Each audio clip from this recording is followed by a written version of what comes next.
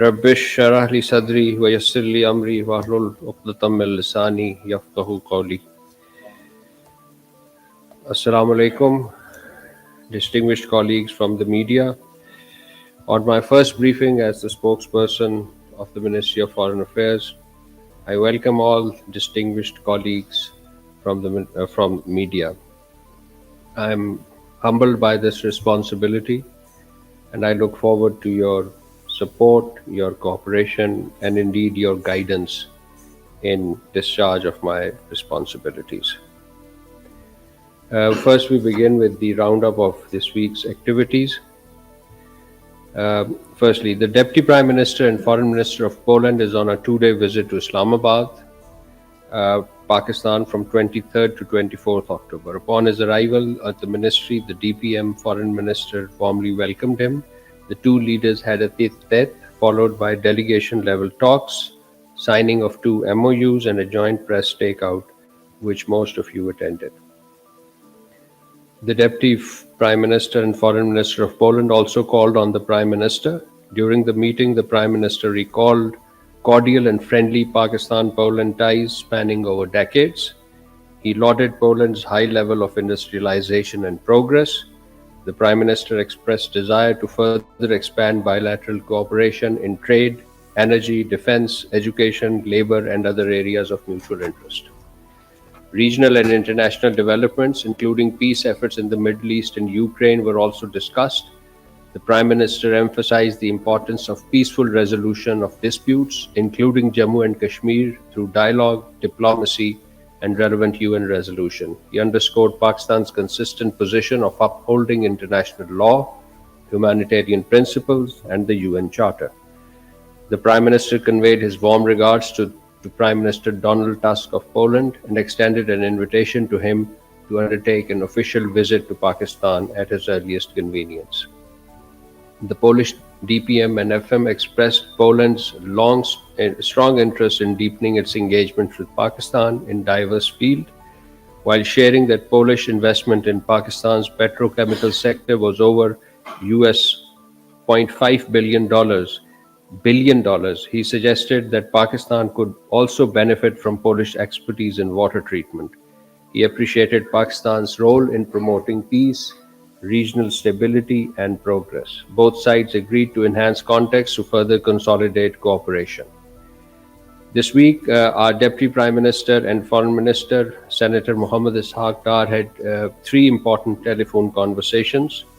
Last night, he spoke with Deputy Prime Minister, Foreign Minister of UAE, Sheikh Abdullah bin Zayed Al Nahyan. The two leaders discussed bilateral, multilateral issues of mutual interest, as well as recent regional and global developments, and agreed to stay closely engaged. Secondly, the DPM and FM had a telephone conversation with Foreign Minister of Saudi Arabia, Prince Faisal bin Farhan, on 21st October. Building on their previous discussions, the two leaders reviewed recent regional developments, including Gaza and Palestine, and reaffirmed their shared commitment to promote peace and stability in the region, while agreeing to stay closely engaged on matters of mutual interest. Thirdly, the Deputy Prime Minister, Foreign Minister, also received a telephone call from the Foreign Minister of Morocco, Mr. Nasser Bourita, on 21st October. The two leaders recalled their recent bilateral meetings on the sidelines of the UN General Assembly and reiterated their strong commitment to further strengthening bilateral cooperation in areas of mutual interest. Foreign Minister Bourita was invited to visit Pakistan, which he graciously accepted. Pakistan welcomes the agreement between Pakistan and Afghanistan finalized in Doha, Qatar on 19th October 2025 as a first step in ensuring regional peace and stability. We deeply appreciate the constructive role played by brotherly countries Qatar and Turkey. The agreement came as a result of delegation-level talks held between Pakistan and representative of Afghan Taliban regime in Doha.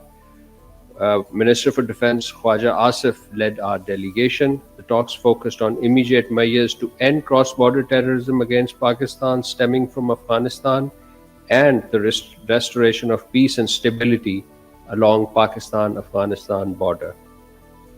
Pakistan also look forward to the establishment of a concrete and verifiable monitoring mechanism in the next meeting to be hosted by Turkey in Istanbul on 25th October 2025 to address the menace of terrorism emanating from Afghan soil towards Pakistan and prevent any further loss of life of Pakistanis. As a responsible state committed to regional peace and stability, Pakistan does not seek escalation but urges the Afghan Taliban authorities to honor their commitment to the international community and address Pakistan's legitimate security concerns by taking verifiable action against terrorist entities including FAK, TTP, FAH and BLA. Pakistan. Now moving to Arab Israel, Pakistan strongly condemned Israel's attempt to extend its so-called sovereignty over parts of the occupied West Bank, including illegal Israeli settlements through a draft law introduced in the legislature of the occupying power. These actions constitute a flagrant violation of international law, relevant UN resolutions, and the inalienable right of the Palestinian people, including the right to self-determination. Pakistan reiterates its commitment to working with regional and international partners to uphold the right of the Palestinian people, including their right to self-determination, and ensure peace, justice, and dignity of the Palestinians.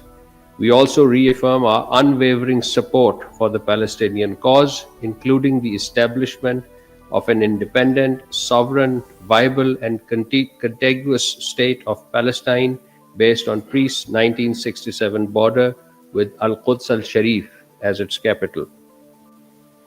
And as you must have noticed, on 22nd October, the advisory opinion of International Court of Justice was issued, which we welcomed.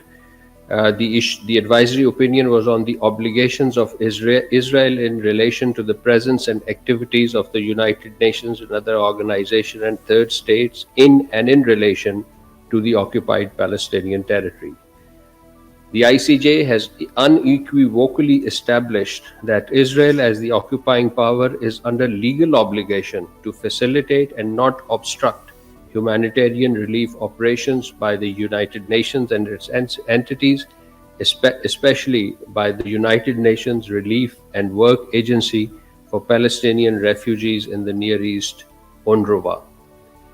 The opinion also reaffirmed that 1. Israel's obligation to ensure that the Palestinians receive essential food supplies, water, shelter, fuel, and medical care, and 2. Israel has no right to unilaterally extend its domestic laws to occupied territory in any manner that would impede or undermine the Palestinian people's inalienable right to self-determination.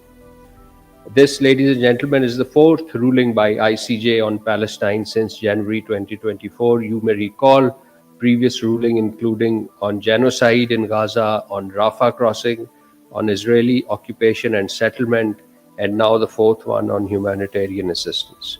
Pakistan participated in written and oral proceedings of the case before the ICJ. We call for the immediate and full implementation of the ICJ's advisory opinion.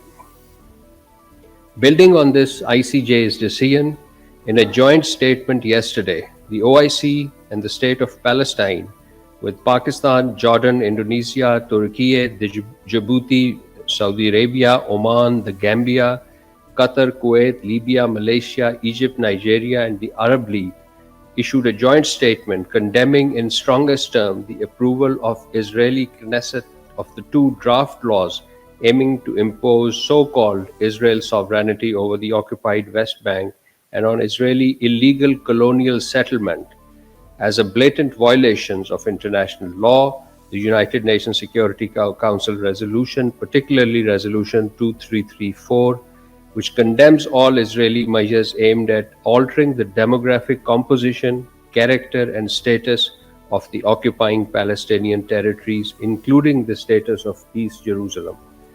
They reaffirm that Israel has no sovereignty over the occupied Palestinian territory. The joint statement welcomed the advisory opinion of the International Court of Justice issued a day prior to the issuance of this joint statement.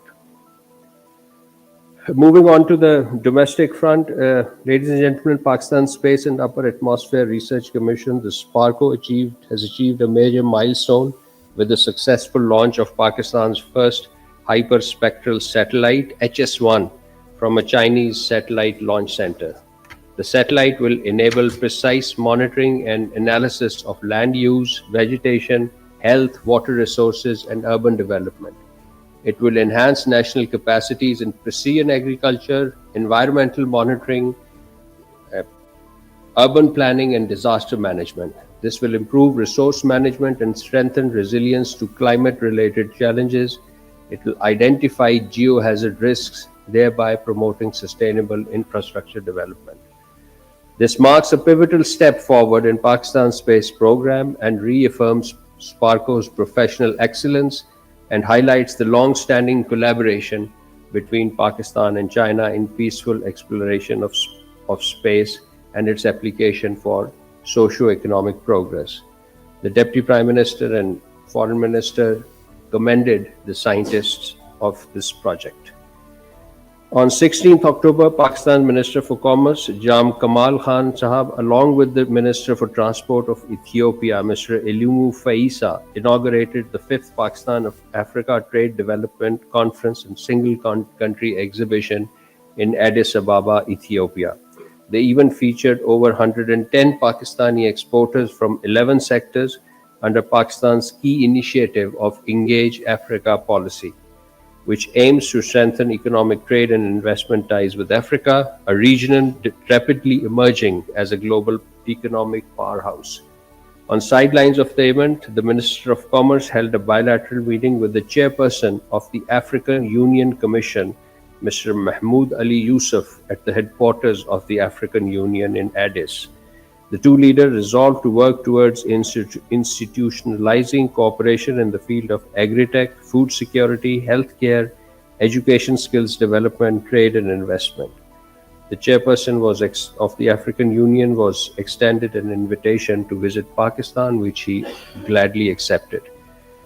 Pakistan, ladies and gentlemen, took part in the 19th mid-term ministerial meeting of the Non-Aligned Movement held from 15th to 16th October in Kampala, Uganda, under the theme Deepening Cooperation for Shared Affluence. The Pakistan delegation was led by our Special Secretary for Multilateral UN Affairs, Mr. Nabil Munir. In Pakistan's national statement, Special Secretary Nabil Munir emphasized NAM's vital role in promoting peace and development amid global challenges, including the unresolved disputes of Jammu and Kashmir and Palestine and the climate crisis. He reaffirmed Pakistan's support for NAM's principled stance on the right to self-determination for people under foreign occupation and condemned rising Islamophobia and war rhetoric in South Asia. On the sidelines of the meeting, Special Secretary Nabil Munir held a meeting with the Foreign Minister of Uganda and other NAM leaders. The meeting concluded with the adoption of Kampala Declaration and a comprehensive outcome document which recognized Pakistan's contribution to peace and stability in the Middle East. And finally, ladies and gentlemen, Pakistan this week conveys its heartiest congratulations to Her Excellency Madame Sanae Takaichi on her election as the Prime Minister of Japan and on the appointment of His Excellency Motegi Toshimitsu as the Foreign Minister of Japan. We look forward to working closely with Japan to further strengthen the enduring friendship and cooperation between the two countries. I thank you all, and I now open the floor for questions.